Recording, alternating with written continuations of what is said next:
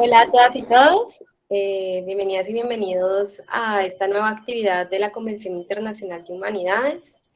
El día de hoy vamos a escuchar la ponencia de literatura de Emiro Colina, titulada Rastros para un mal, Pandora, Lilith y Eva en dialéctica. Mi nombre es Valentina Jiménez Bará, yo soy la moderadora el día de hoy.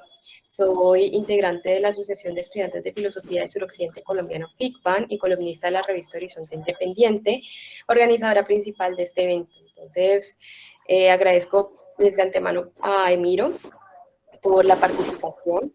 Sé que va a ser un tema muy interesante y lo presento. Emiro es investigador, profesor universitario, licenciado en Educación en lengua, literatura y latín, con distinción magna cum laude, y maestrando en literatura hispanoamericana, ganador del concurso latinoamericano de ensayo sobre acceso abierto 2020 UNESCO Claxo.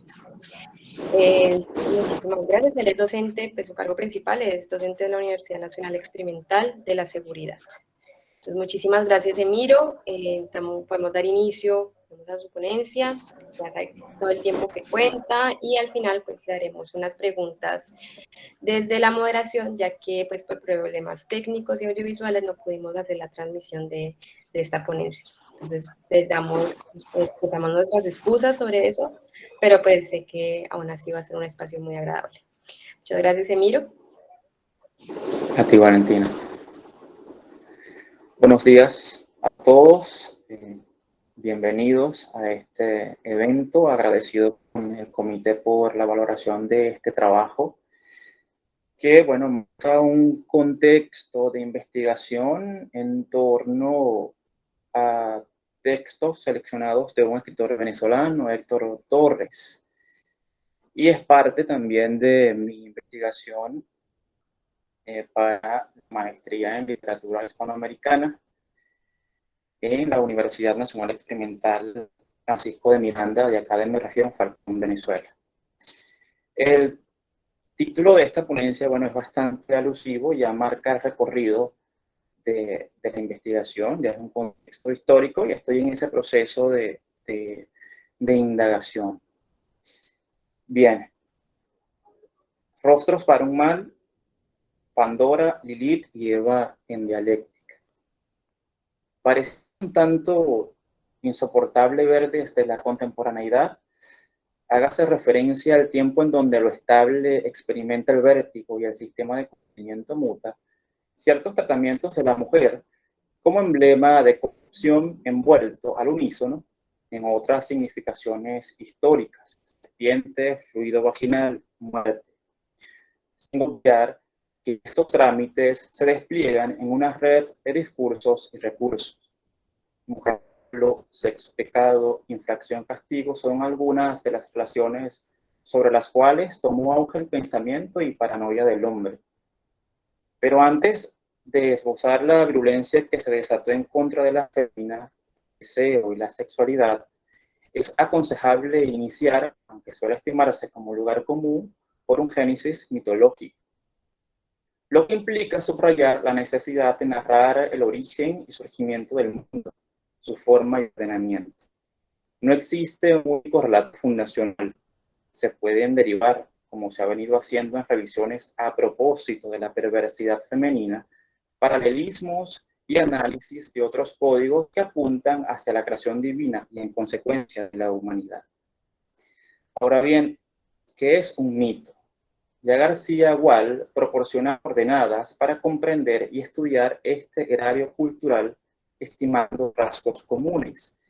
El estudioso afirma, cito, el mito es una narración o un relato tradicional, memorable y ejemplar, paradigmático, de la actuación de personajes extraordinarios, en el mundo griego, dioses y héroes, en un tiempo prestigioso y lejano.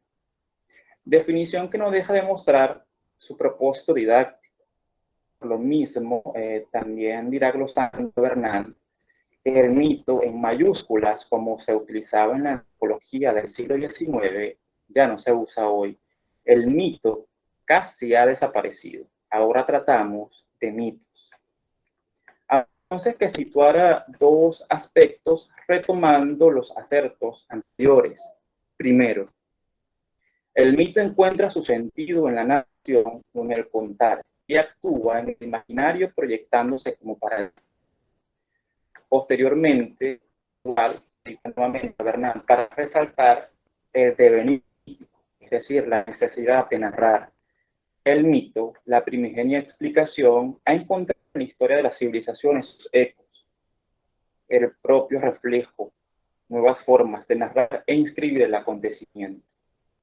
En este marco es propicio seguir con otros aspectos puntualizados por el helenista y crítico español, que descompone la elemental noción de mito en dimensiones formales y sustantivas porque atisba en cada segmento el sentido. Declara su carácter narrativo, tradicional, hereditario y, abordando esta propiedad, formula una interrogante válida para dialogar con el constructo mujer-perversión. ¿Qué se hace con los mitos literarios que se diferencian de los grandes mitos del pasado porque tienen una fecha de entrada en la memoria colectiva?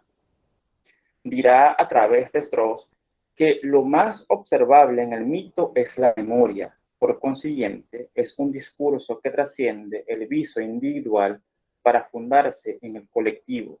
Y aquí, en el lugar de todos, el de la humanidad, pesa su valor paradigmático. Dice el crítico español, el mito de alguna manera es un ejemplo de actuación. Los mitos, como hechos extraordinarios de personajes extraordinarios, han cambiado el mundo, han dejado una huella o una impronta que están ahí. Eliade ha insistido en que cuando los primitivos actúan, reproducen un modelo mítico. Este es el sentido en el que el mito es paradigmático o ejemplar, no en un sentido moral. Para aclarar esta última línea, incluye que, por ejemplo, el mito de Edipo resulta un acontecer paradigmático, es decir, expone un modo de actuar, pero de ninguna manera es un modelo moral, pues no hay moralidad alguna en matar al padre y casarse con la madre. Bien, a este cuadro explicativo se incorpora el pasado prestigioso y lejano. Decir, insistir, como los antropólogos, que el mito narra historias de otro tiempo, permite postular lo siguiente. Ya no vivimos en el tiempo de los mitos. Los héroes están todos muertos y pertenecen a otro tiempo. Hay mitos de un tiempo primordial, la creación, la aparición de los dioses, y otros más recientes que aluden a los héroes, por ejemplo, la guerra de Troya. El tiempo del mito es circular, mientras que el de la historia es lineal.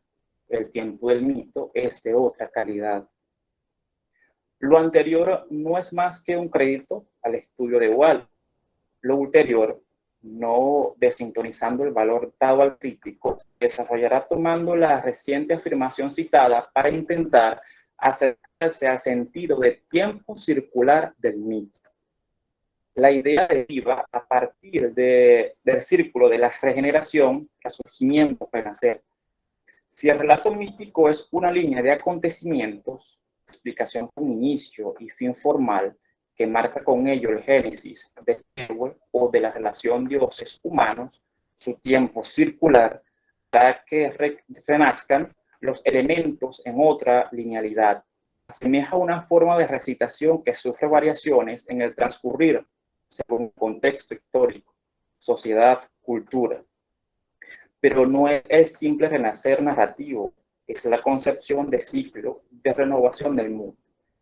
Y ahí pudiera ser también la constitución en red y el crecimiento de la misma en el surgimiento de un nuevo orden. Sin embargo, esto no diluirá lo propiamente alusivo del mito, sus líneas de fundación. Es casi inevitable no poder asociarlo con determinados símbolos que guardan el germen de la idea expuesta, pese a las intervenciones de Wall al respecto del símbolo. Es cierto que el mundo de los símbolos se cruza a veces con el mito, y que hay muchos símbolos en el mito, pero pertenecen a mundos distintos. Aún sabiendo esto, resulta interesante tomar partido de las asociaciones o similitudes, no tanto para que se origine una línea de análisis transversal haciendo la salvedad al margen de los equívocos o relaciones forzadas, sino para dialogar con los principios universales, míticos, simbolizadores de los procesos de vida. ¿Qué proyecta la imagen del Ouroboros? Hay que entrar en las aristas de su significación. Chevalier y Girard inherentemente lo insertan en su diccionario de símbolos y talla.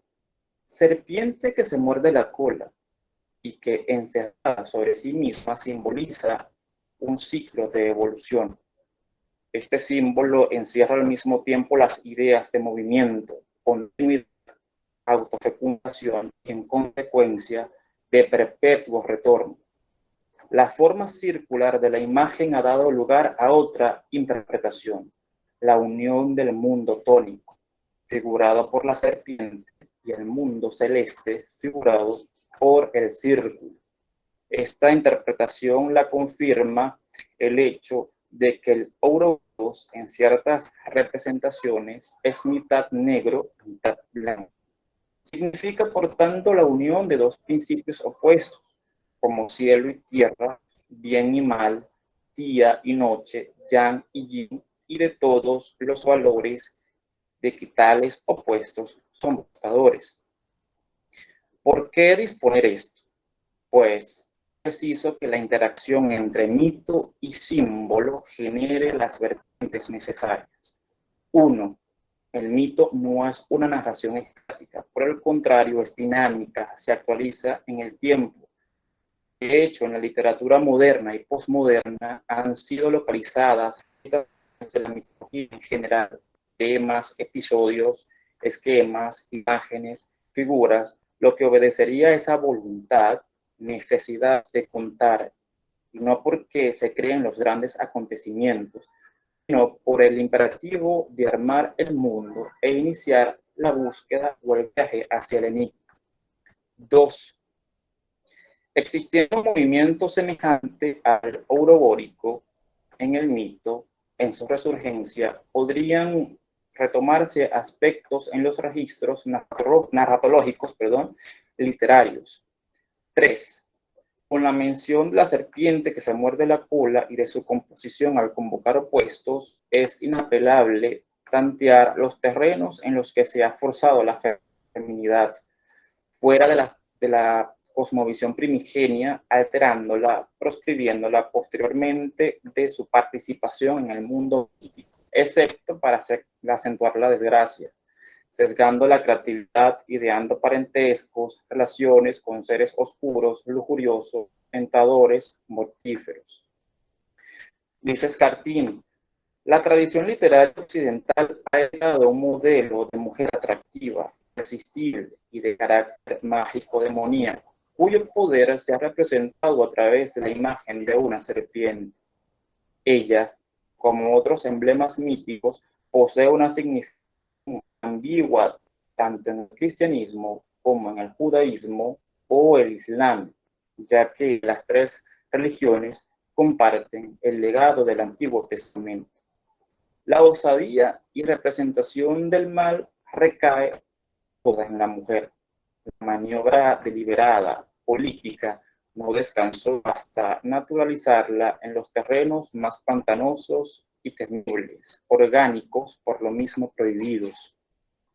Desde el análisis feminista se atisbó en la narración mítica y judeocristiana misoginia y negación del sujeto mujer como agente social, partiendo de un acontecimiento librado en el Génesis, la tentación e infracción de Eva, la exposición de Adán. A partir de este episodio, estimado como la propia página de la historia y fundación del mundo por la inventiva del cristiano, no quedó ningún espacio de imaginería sin anidar bellos y fatales cuerpos. Se sacará partido de la leyenda al mito, pero dicha oportunidad es el resultado del acervo que reposa en la mente, superstición de una sociedad administrada por el saber y luz del hombre. La construcción del cuerpo por el artista durante el siglo XIX es otro de los aspectos analizados. Habrá que decir que la figura trazada en las ideas recuperada en los planes proclives de expresión pictórica, motivará, ¿por qué no?, fantaseos y anhelo sexual, dice Erika Bornay. En la última década del siglo XIX, devorada por aquella extraordinaria panfeminización del arte que se produce, la mujer fatal llega a ser un tópico baladí, un cliché banal, de aquel eterno enigma en el que los hombres proyectaron sus utopías eróticas. ¿Qué será del origen de las apariciones fundamentales? Es idóneo crear ruta desde los episodios divinos, la escena del héroe debatiéndose en la travesía, y por otro lado, la diosa madre, o ser femenino inmortal en forma de serpiente, demonio tentador. La epopeya de Gilgamesh puede ilustrar cómo el ente masculino se enfrenta al femenino, situando las dialécticas universales. Lo recurrente es que en el mito una ramera es el agente desviante del hombre, no sin emplear estratagemas sexuales. Muerto dicho héroe, su amigo Gilgamesh fue en busca del secreto de la inmortalidad oculto en una planta que acabó en poder de una serpiente. Los símbolos coexisten en una y otra cultura, en uno y otro mito, coincidirán en su mayoría desde la significación. En ocasiones se reinterpretarán o será depositado un valor contrario. Sin embargo, el reptil estará unido a la mujer, circunscrito al otoño. En Occidente, su aparición será satanizada por las connotaciones que la cultura cristiana le dará, aún más en el verbo y catálogo de la Iglesia. Eva es la que atiende a su llamado, a la invitación de tomar el fruto. Por un lado, Escartín arguye, el papel seductor está repartido en dos figuras, Eva y el diablo en forma de serpiente, siendo la mujer el verdadero portavoz del mal frente al hombre, que aparece como víctima de su persuasión. Por el otro, en la leyenda del paraíso sumerio, como en otros mitos de culturas vecinas, el reptil es emblema de la diosa y el árbol o planta sagrada, epifanía de la misma y símbolo de la fertilidad. Mientras en la epopeya se anuncia el aura divina de los elementos, serpiente, árbol, diosa, en el Génesis adquieren un plano prohibido, árbol de fruta intocable, serpiente pecaminosa y una mujer derivada de la costilla de un hombre responsable e iniciadora del pecado.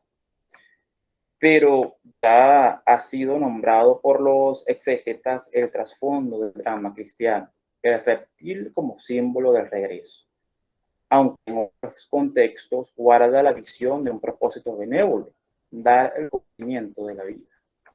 Lilith es el nombre que conmociona un capítulo. No obstante, esa primera parte cuenta la osadía de discutir y alzarse con voz propia. A ti, dijo Adán, que le dijera Lilith, según una tradición talmúdica apócrifa, te hicieron el pene con el barro de mis cavidades vagino-uterinas, pero yo te di la sustancia a interés y con el tiempo todo tú serás mío. Por eso me mandas tú, ni nadie.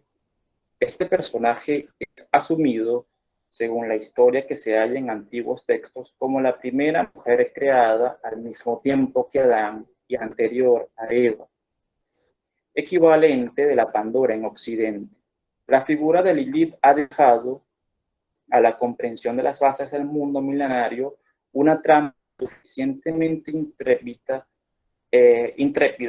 no solo por el hecho de abrir la discusión sobre el posicionamiento sexual, sino por motivar la revisión, relaciones y evidencias del constructo alzado con miras a la conveniencia del sistema patriarcal. El hombre hacedor, político, conversor, administrador de los servicios, oportunidades sociales, económicas y educativas. El imaginario judio-cristiano crea su base a partir de otras zonas del pensamiento oriental, tomando referentes para someternos a su estructura sociocultural. Bien lo confirma Bornay. Lilith es una diableza, posiblemente de origen asirio-babilónico, que pasó a una posición relevante en la demonología hebraica, originariamente en la tradición oriental, como princesa de los sucos. Fue, en primer lugar, una seductora y devoradora de hombres, a los que ataba cuando estaban dormidos y solos. En segundo lugar, fue un espíritu maligno que atacaba a las parturientas y a los recién nacidos. Haciendo digresión, será interesante apuntar lo que Cruzado, otra investigadora, acota en torno al origen de Eva. La presencia de Eva parece anterior al establecimiento del judaísmo. Eva es el nombre de la gran diosa madre mesopotámica y significa tanto vida como mujer.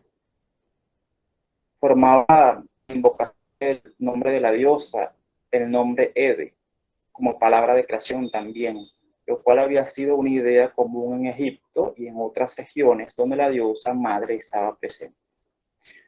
Un aspecto concurrente es la remisión de los personajes femeninos. Existe, como se afirma, un lugar de referencia, asimismo, un orden de confección de la narrativa al dimensionar su historia, replanteando funciones, propiedades, auras. Se pudiese hablar, además, de una afluencia simbólico-cultural que explique los puntos de relación, similitudes, equivalencias, contraposiciones. Retomando el punto de la primera mujer en el imaginario occidental, Lilith es de estirpe demoníaca remarcada, ejercicio para hacer prevalecer su terrible faceta, robar a la vitalidad del hombre sin mencionar el sometimiento, porque desde el pensamiento sexofóbico ya su presencia o sombra lo secunda. No es ajena a la mención de Poirot, una psicóloga. Ella afirma, en textos hebreos aparece posteriormente como una demonia que hace impotentes a los hombres o les roba el semen durante el sueño. Lilith es la primera mujer rebelde, caracterizada por una poderosa energía no sometida al dominio patriarcal. Esta polémica es de los relatos que configuran la trama de la feminidad que se convertirá en el frenesí de la hoguera. Bornay dispondrá otros datos vitales al respecto de un estudio iconográfico que establece a la fatal efigie como primera mujer. Después de haber generado la disputa por lo masculino, la diableza huyó del Edén para siempre y se fue a vivir a la región del aire, donde se unió al mayor de los demonios y engendró con él toda una estirpe de diablos. La historiadora del arte suministra a su vez los caracteres propios que recargan el auge enigmático sexual y zoomórfico. En algunas representaciones, Lilith aparece como una figura femenina alada, de larga cabellera.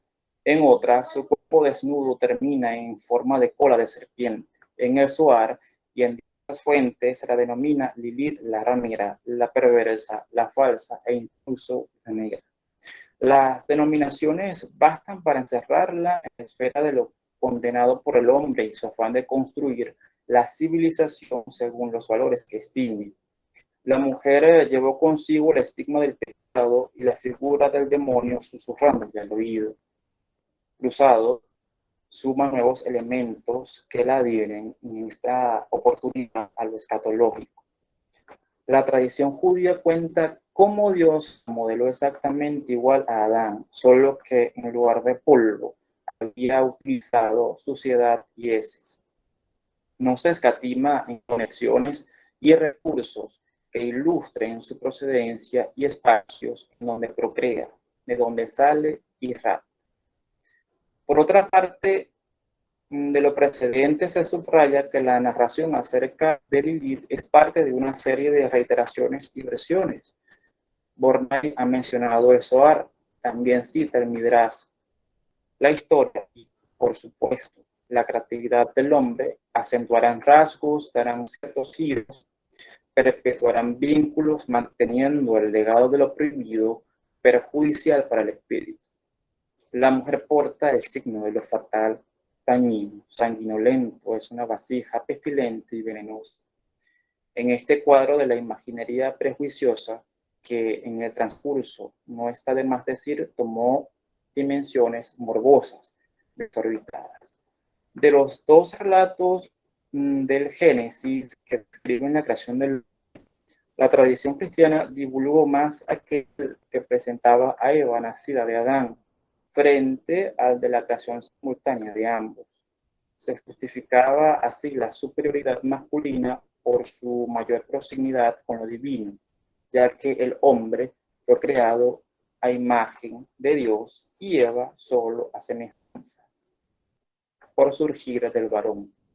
Desde ese hecho quedó establecida la natural inferioridad de la mujer. Esto lo afirma Escartín. Hay otro carácter que no escapa a estudios consumados sobre la mujer como ente de orden inferior, condición que determinó su existencia no solo de acuerdo a los roles dados por el Dios, del cual el hombre se hace, sino lo que el mismo sistema de máximas, refranes, representaciones, estableció en códigos y leyes, sin negar la mirada hacia los esquemas de la cultura androcéntrica. Lilith y Eva son personajes que obedecen una lógica, a una inscripción de roles.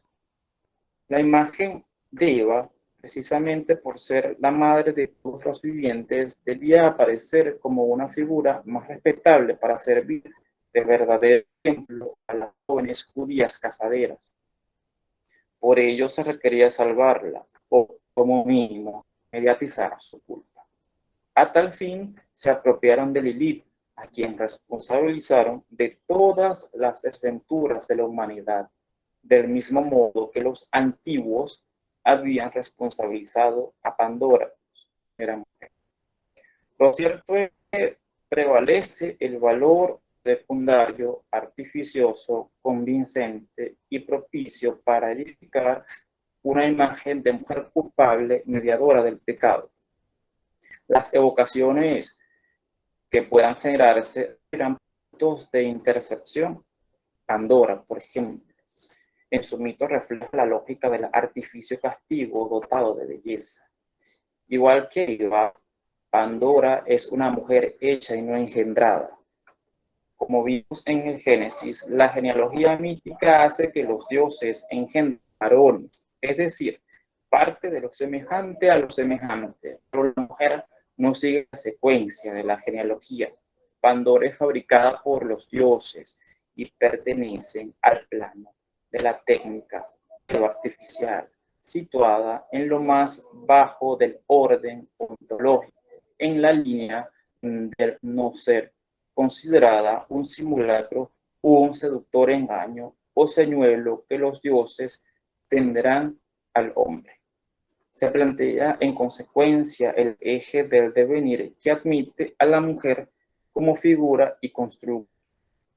Al ser una divinidad en otras mitologías griegas, romanas, por ejemplo, en los planos de un discurso cruzado por la fobia, misoginia y demás eventos políticos religiosos, no será más que el resumen de experiencias corporales, orgánicas y sentimentales llevadas al extremo del emblema satánico o al de curiosidad trágica. En ese cambio de posición, el que contrasta con determinados hallazgos, porque terracotas babilonias la presentan bella, con los pies alados, un tocado con 2 cuernos y un cetro en la mano rodeada de bestias salvajes. Es representada con los atributos de la señora de las bestias, que gobierna la noche, pero asumida como una divinidad, no como una demonia. Para el curioso afán de abrir lo sellado o tomar lo prohibido, se habrá generado el paralelo patriarcal. A la vez que las dos, Pandora y Eva, instauran la relación sexual, el matrimonio y un nuevo modo de reproducción que lleva implícita la generación y la muerte, en ambas tradiciones la mujer es creada artificialmente con posterioridad al varón, y en las dos es la culpable de introducir los males en el mundo por curiosa coincidencia que fijará el tópico de la flaqueza y la credulidad como defectos sustanciales a la naturaleza femenina. El binomio Lilith-Eva no es menos trabajado. Ha sido de las relaciones más enigmáticas, asimismo alusivas, pese al aire sincrético con el que se intentó. Poirot dirá en sus notas: en principio representan el mismo arquetipo, sin embargo, esta figura ha sido separada, condenando a Lilith a vivir en la sombra, mientras Eva representa a la esposa y madre protectora que se adapta hombre y a vivir bajo su dominio. Lilith muestra nuestro anulado instinto, la búsqueda de la satisfacción sexual propia y cuya finalidad no es la maternidad. En el abordaje de esferas dominadas por la inventiva del hombre, no se dio descanso a la serpiente, y la palanca narrativa de potenciación simbólica estuvo en la relación tergiversada de esta última. Bornay comenta: este reptil de símbolos polivalentes, entre ellos principio femenino y del mal inherente a todo lo terreno, iba a ser uno de los emblemas más recurrentes de la iconografía de la mujer perversa, tanto en la novela como en las artes visuales. El tema de la representación del cuerpo femenino y de la mujer en sí constituye una especie de paraje fuertemente transversalizado por dicotomías, por la forja de paradigmas del deber ser. Estos discursos míticos se inscriben en sistemas de ideas, la ilustración del límite y del castigo si se cruza con lo demarcado por Dios, y el hombre que en toda su de autoridad asumió la representación del primero, estableciendo ejemplos de represión. Se afirmó el concepto de que el sexo era el pecado por antonomasia. Las penitenciales medievales revelan que el acto carnal entre un hombre y una mujer no unidos en santo matrimonio era un pecado considerado más grave que el asesinato. Por ende, se creó un sujeto que reinsertara lo carnal, pero que esta vez no polemizara ni con su pareja ni con el Dios cristiano. Este continuo apelar a la abstinencia, esta insistencia en la maldad intrínseca del goce sexual, este desprecio sin paliativos por la carne, necesitó de la figura de un impulsor, un culpable, de un ser proclive al pecado que no fuera aquel hombre creado a semejanza de Dios. Se necesitaba de otro que, por lógica de estas filosofías patrísticas, iba a ser otra, Eva, la mujer. Es en ella en quien los padres de la Iglesia encarnarán todas las tentaciones del mundo terrenal, del sexo y del demonio, y ello a pesar de que en el Antiguo Testamento el hombre reconoce a la mujer como a su igual. Si el sexo era la turbia y orgánica ruta hacia el pecado, debía ofrecerse por parte del aparato ideológico más que un típico de la pérdida viril. Todos los afluentes designados para ilustrar, sancionar, advertir al hombre de la fatalidad del sexo femenino determinaron el campo de la misoginia y limitación, relegando a la mujer a esferas que conllevaron su regulación, a gestionarla desde roles expresivos de un deber ser social, insistiendo en ello al matizar el acto sexual con la vida en matrimonio. Había que someterse a la propia tensión distorsión que el patriarcado promovió dadas las interpretaciones del mito. Pandora, formada de arcilla, está modelada y es extraordinariamente parecida a una diosa por su belleza, pero carece de inteligencia y bondad. Ella presenta los límites de la condición humana entre los dioses y los animales. Es un ser doble, cuya aparición divina no impide que en su interior esconda un corazón de perro. Este bello mal plantea al hombre su gran dilema: casarse para tener un beneficio, los hijos, y aceptar un mal, o no hacerlo y carecer del bien de la descendencia. En la mujer, por lo tanto, el bien y el mal se asocian como dos caras de una misma realidad. En suma, los personajes pasan por los procesos de reiteración en los discursos o ficciones. Son tomados para configurar un sinnúmero de connotaciones, fisonomías, tramas, estratagemas, actividades y poderes. Con Pandora, que funciona como mecanismo ideado por la inventiva divina, se adjudicará la belleza, curiosidad y desgracia a la hembra, etiquetas que no son distintas ni en Eva ni en su trasfondo, Lilith. Refiriéndose a la red mítica, Walt distingue concretamente: los personajes de los mitos siempre tienen un nombre, y agrega, a propósito de las características del cuento, los personajes y los mitos están insertos en una red narrativa cultural y tienen nombre propio. Todas, aquí concíbase a las mujeres de mito, poseen un nombre que se convertirá, según los rasgos acentuados, en advertencia, recurso y lugar de enunciación, proyección de símbolos y deseos. Por lo demás, el proyecto capital de un imaginario maravillado, relato del recelo y mitificación, el paralelo entre la diosa encantadora y malvada versus el eco de la Virgen Madre abnegada, mujer ángel, se convierte en el lugar de idealización. No obstante, la mujer fatal será la ponderada por la industria. De esto último comenta Carrión: para algunos críticos cinematográficos especialistas en el género negro, la mujer fatal sería aquella mujer de un atractivo y una sensualidad hechizantes que, a causa de sus impulsos criminales propios, arrastra al delito y a la destrucción al hombre que cae en sus redes. ¿Qué hace en este marco de alusión la capacidad dimensionante del cine?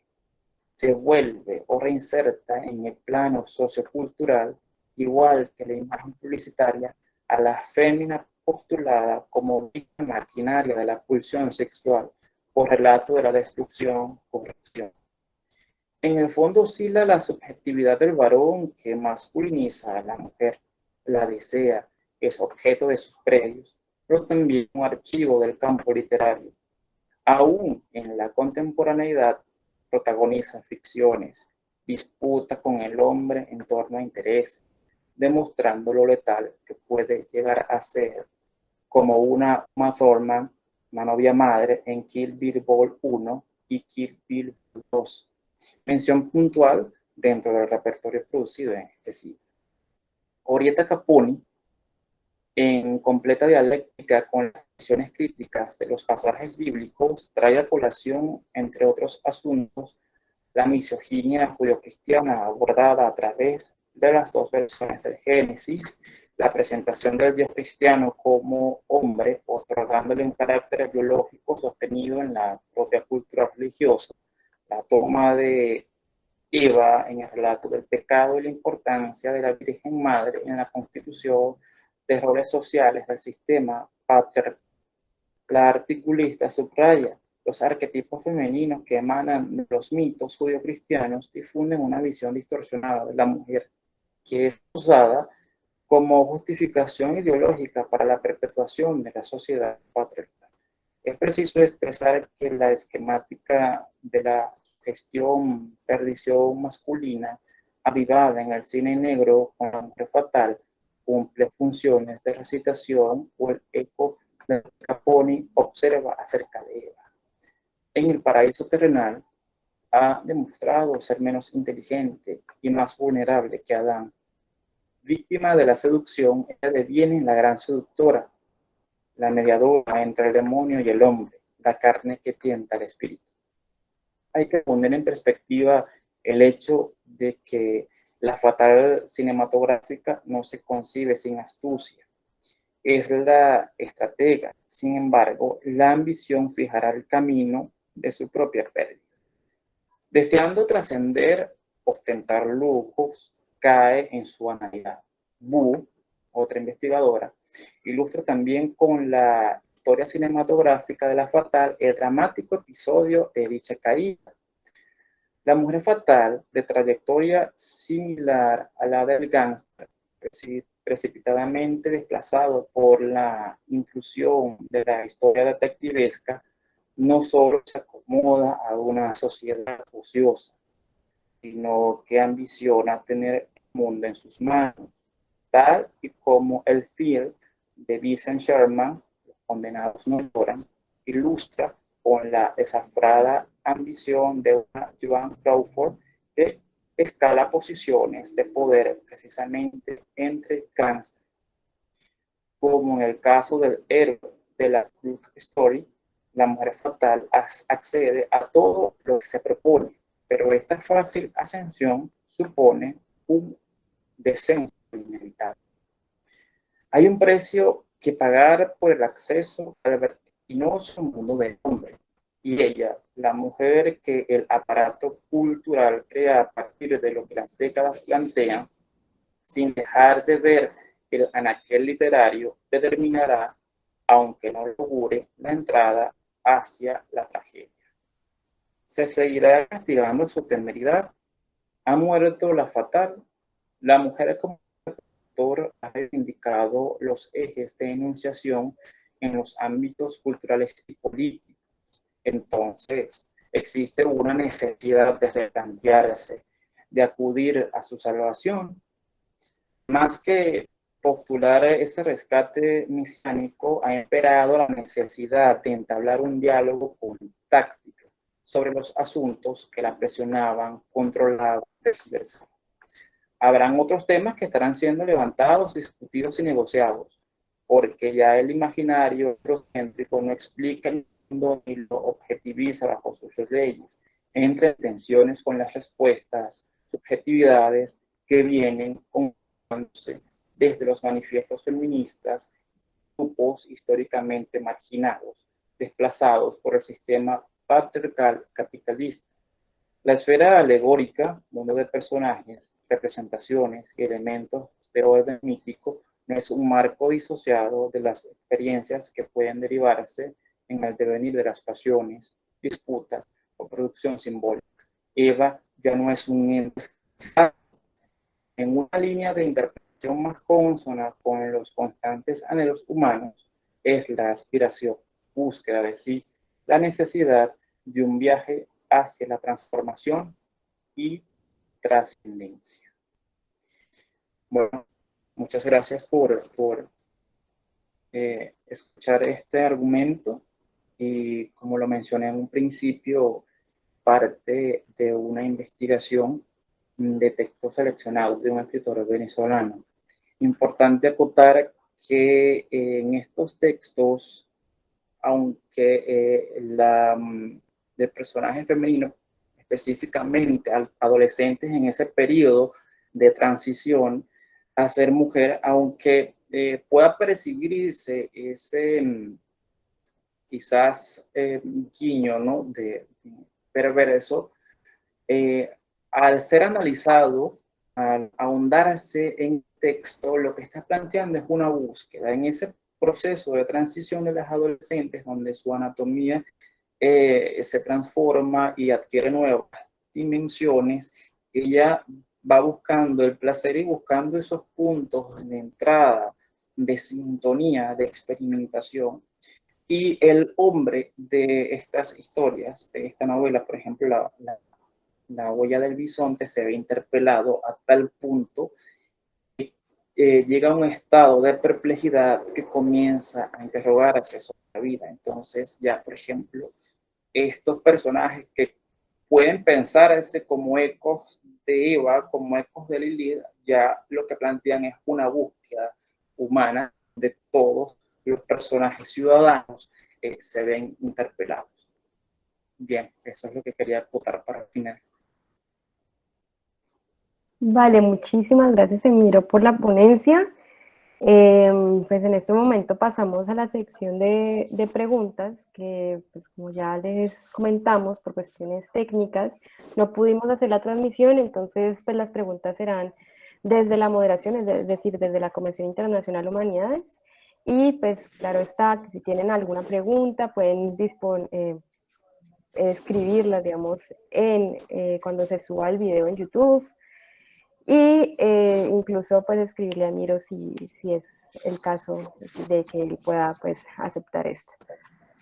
Listo. Entonces, pues teniendo en cuenta este tema, que pues es un tema complejo, tiene muchas aristas, Sí. y digamos que claro, que ha tenido también distintas interpretaciones, pues a ver, dentro de las distintas religiones también, pues que hay en el mundo, se han presentado tensiones también en las formas de interpretación respecto a sus propios textos o sus respectivos mitos. Por ejemplo, hace poco, pues, conversando con un conocedor de la historia del judaísmo, nos comentaba que, pues, realmente la interpretación de la mujer como pecado o como impuro o impureza o bueno, digamos todas estas connotaciones negativas que se les pudo haber adjudicado, pues realmente en el judaísmo no eran como acertadas.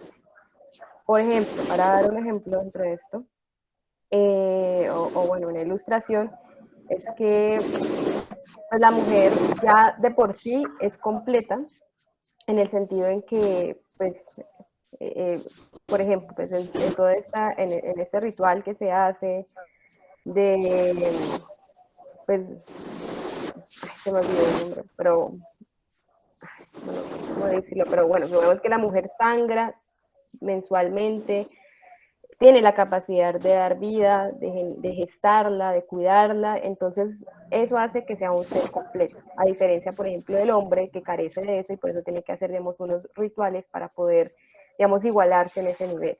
Digamos que estas formas interpretativas, a su parecer, podrían ayudar a, digamos, a reivindicar la figura de la mujer o en cambio la religión o las religiones como se han presentado a través de la historia y se presentan en la contemporaneidad denigran estas formas o más bien reducen estas formas de ver de interpretar los roles femeninos y de la mujer y no es posible digamos salvarlas ni siquiera bajo otro sentido de interpretación. Sí, Cierto, Valentina, cierto. Ciertamente. Y sobre todo cuando, por ejemplo, en esta novela del escritor venezolano Héctor Torres, La huella del bisonte, es signo realmente de esa contemporaneidad donde la figura femenina es replanteada. Entonces ya no es el círculo de muerte, sino el círculo de vida y de búsqueda, donde el hombre, por ejemplo, esa entidad masculina se ve interpelada. No solamente la entidad masculina, sino viene a replantear esa búsqueda del ser humano, independientemente de su identidad o postura. Es importante añadir eso. vale, gracias. Bueno, entonces, políticamente hablando, ¿cómo puede conocer y analizar críticamente estos mitos religiosos alrededor o en torno a lo femenino o la mujer? ¿Cómo puede ayudar a las actuales luchas feministas o de las mujeres? Disculpa, Valentina, no te escuché, se entrecortó. Hola, ¿me escuchas ahí? Ahora sí. Hola. Sí, vale. Entonces, políticamente hablando, ¿cómo podría conocer y analizar críticamente estos mitos religiosos en torno a lo femenino y a las mujeres a las actuales, cómo puede ayudar a las actuales luchas feministas o justamente de lo femenino o las mujeres? Bien, Valentina, estamos en un contexto, en un periodo de la historia convulso y digamos que estos discursos, estos planteamientos, aún hay planteamientos que poseen ese esquema de visión y estructuras que se ven interpeladas no solamente por la mujer, concibiendo ya el feminismo como esa postura en donde están quizás identificados no solamente las mujeres, sino otros sujetos, ¿no? Que comienzan a analizar o a poner en negativo el mecanismo de los discursos. Eh, esta unión de sujetos en torno a temas en común, por ejemplo, la opresión, la historia, estas estructuras que condicionan la visión del mundo, pues se puede estimar como una multitud que está reescribiendo la historia. Es un proceso constante.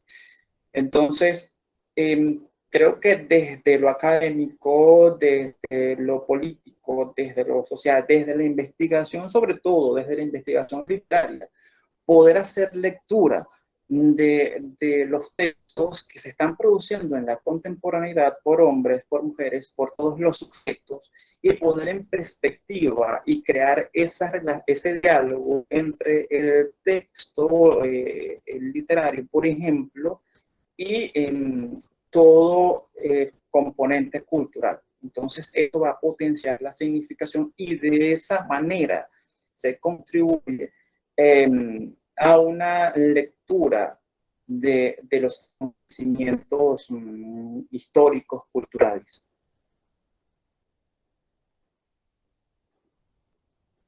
Vale, muchísimas gracias, Emiro. Ampliando un poco también el sentido de la pregunta pasada, pregunto entonces, ¿cuál es el potencial político y transformador que cargan los mitos? ¿Y cómo podrían aportar a la generación de sociedades más justas, por ejemplo? Y en ese sentido, ¿es necesario generar nuevos mitos para romper con esa configuración social en patronazgos o patriarcados que tiene su origen en Occidente desde la antigüedad? Sí, en estos momentos, bueno, como lo mismo, como lo plantea García Guay, ya no podemos, no se puede hablar de un mito, de mitos, y estos mitos están cargados de símbolos, de figuras, de emblemas, que realmente obedecen a esa necesidad de contar y armar el mundo, de poner en perspectiva, de crear entonces nuevos lugares de enunciación, de historia, ¿no? También parte de las colectividades o de las tradiciones, incluso de todo el aparato cultural, la literatura, todo lo que puede escribirse. Entonces también entran en esa dialéctica de ir, de reescribir, no la historia, los procesos, estas estructuras que antes estuvieron en ahora, producto también de una ideología y de un sistema. Entonces creo que es necesario no solamente la escritura de los mitos, la escritura artística, por ejemplo, sino también el surgimiento de estos discursos mitológicos que están dentro, ¿no?, del orbe, para poder entonces reescribir también la historia y los procesos y replantear. Es necesario, ¿no? Y también para concebir el mundo. Vale, muchas gracias, Emiro. Pues ya como última pregunta es más bien como por qué decidió tratar este tema, pues cuáles fueron sus intereses académicos, personales, políticos, sociales, etcétera, que pudo haberlo llevado, digamos, a estudiar esto y presentarlo hoy con esta ponencia tan maravillosa. Bien, esto obedece a un interés muy personal. Desde que estoy en pregrado, me vi muy interpelado precisamente por los textos de Héctor Torres, que según la crítica acá en Venezuela es el buque insignia de lo femenino. Un texto, El regalo de Pandora, ya desde el título es significativo, el referente de la mitología griega, recoge una serie de relatos donde el epicentro es la mujer y donde, bueno, la mujer tiene un modus operandi y la figura masculina se ve interpelada. Realmente, partiendo además de la concepción de mundo que pueda atisbarse en esos textos. Eso fue lo que captó mi atención y desde Este trabajo que desarrollé empleado precisamente analizando el regalo de Pandora y sus relatos, comenzó entonces esta búsqueda de indagar, aún está en ese proceso de descubrir, de redescubrir, toda la red simbólica y la red de significación y de interpretación que se concibe en torno a la mujer. Y obviamente hay temas tocantes como la feminidad, la literatura, la política, la cultura, la identidad y cómo se genera un complejo, ¿no? Y esto también obedece a esa necesidad de búsqueda, de remitirme a ese origen y realmente dar respuesta al por qué realmente estos arquetipos, esta fijación perversa de la mujer y su unión a temas como lo pecaminoso, lo sexual, lo orgánico, y realmente pues han marcado en mi carrera un camino, ¿no? Un camino de búsqueda y de lectura sobre todo, y de investigación constante. Y bueno, desde este análisis poder contribuir, es lo significativo, poder contribuir a una nueva lectura, ¿no?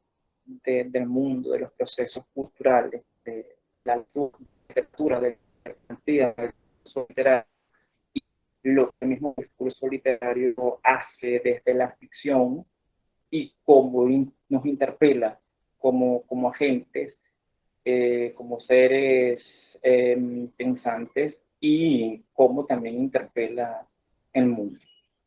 Eso te puedo decir, Valentina.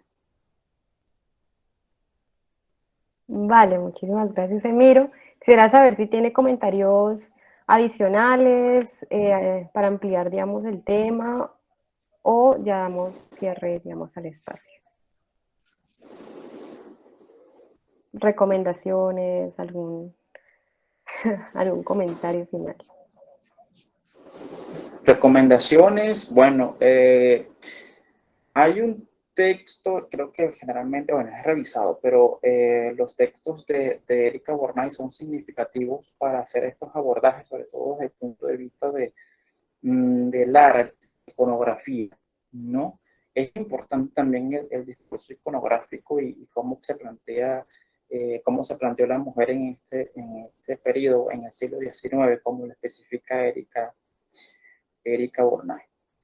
Hay muchos textos en la web, es copiosa la información en torno a este tópico, pero yo acá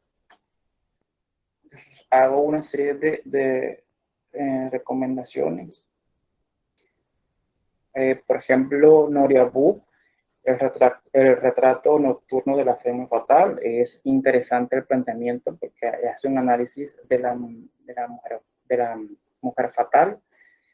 Bueno, la Erika Bornay, Las hijas de Lilith, y este texto súper interesante de Orietta Caponi, Las raíces del machismo en la ideología judio-cristiana de la mujer, de Ángeles Cruzado, que es una investigadora significativa en este tema, la mujer como encarnación del mal, los prototipos de perversidad, de las escrituras al cine.